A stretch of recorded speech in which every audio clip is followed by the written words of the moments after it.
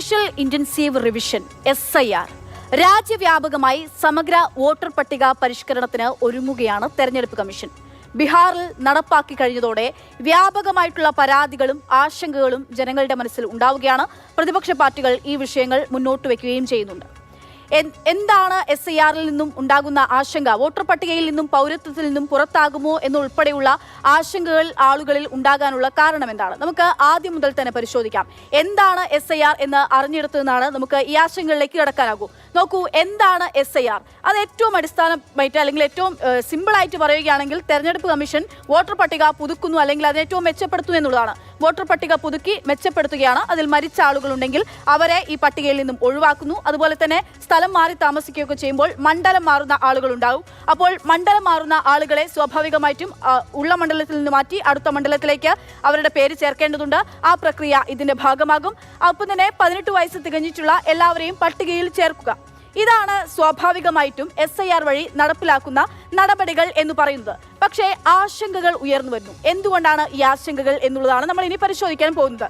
നോക്കൂ, SIRൽ നമ്മൾ ഈ വോട്ടർ പട്ടികയുടെ ഭാഗമായി ഈ പട്ടികയിലേക്ക് നമ്മുടെ പേര് ചേർക്കണമെങ്കിൽ 11 രേഖകൾ ഹാജരാക്കണം എന്നുള്ളതായിരുന്നു നേരത്തെ തെരഞ്ഞെടുപ്പ് കമ്മീഷൻ പറഞ്ഞിരിക്കുന്നത്.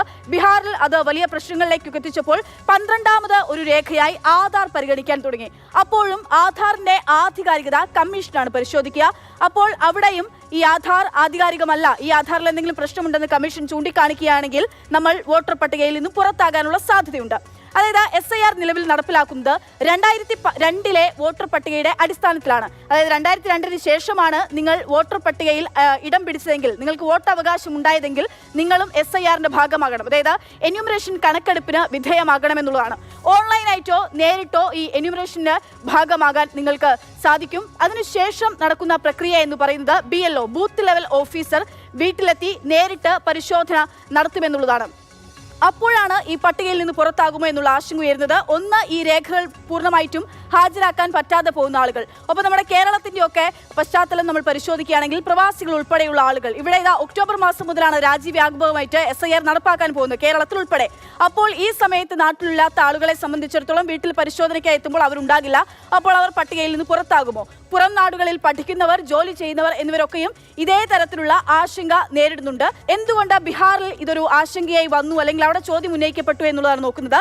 ബീഹാറിൽ 65.2 ലക്ഷം പേരാണ് ഈ വോട്ടർ പട്ടികയിൽ നിന്നും SIR നടപ്പിലാക്കിയതോടെ ഈ പുറത്തായി പോയിട്ടുള്ള ആളുകൾ എന്ന് പറയുന്നത്. അതായത് ബീഹാറിലെ ആകെ വോട്ടർമാരുടെ എണ്ണം 8 കോടിയാണ്. അങ്ങനെ 8 കോടി വോട്ടർമാരുള്ള ഒരു സംസ്ഥാനത്ത് ഈ SIR നടപ്പിലാക്കിയത് കേവലം 1 മാസം കൊണ്ടാണ്. അങ്ങനെ 1 മാസം കൊണ്ട് നടപ്പിലാക്കുന്ന സമയത്ത് ഇത്രയും ആളുകൾ പുറത്താകുന്നു.